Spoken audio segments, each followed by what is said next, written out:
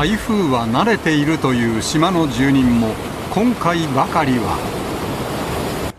今回、規模が大きいのと、通る道が八丈に当たりが強いので、ちょっと不安はしてますけれども、道路の閉鎖とかの放送がバンバン流れてるっていうところですかね。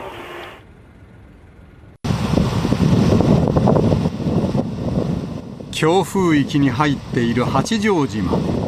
気象庁は先ほど、八丈島と青ヶ島に暴風と波浪の特別警報を発表。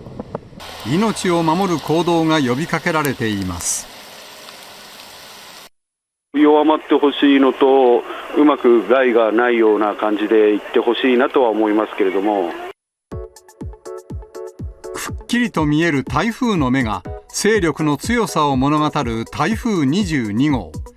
非常に強い勢力を保ったまま、明日の明け方から朝にかけて、伊豆諸島へ接近すると見られ、中でも最接近する八丈島や青ヶ島は、これまでに経験がないほどの暴風、高波となる恐れがあります。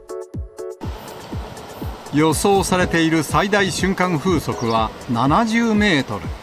これは建物が倒壊してもおかしくない猛烈な風です。2018年。関西を中心に大きな被害をもたらした台風21号の最大瞬間風速は 58.1 メートル。2019年、千葉県のゴルフ練習場が倒壊した台風15号の最大瞬間風速は 57.5 メートル。これらよりも強い風が吹くと予想されています。雨も災害級。伊豆諸島の予想雨量は多いところで300ミリ。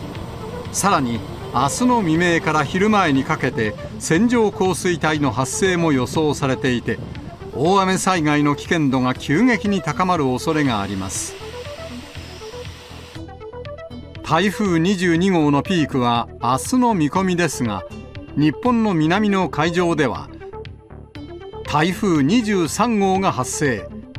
今週末の3連休、西日本や東日本に接近する恐れも。今後の進路に注意が必要です。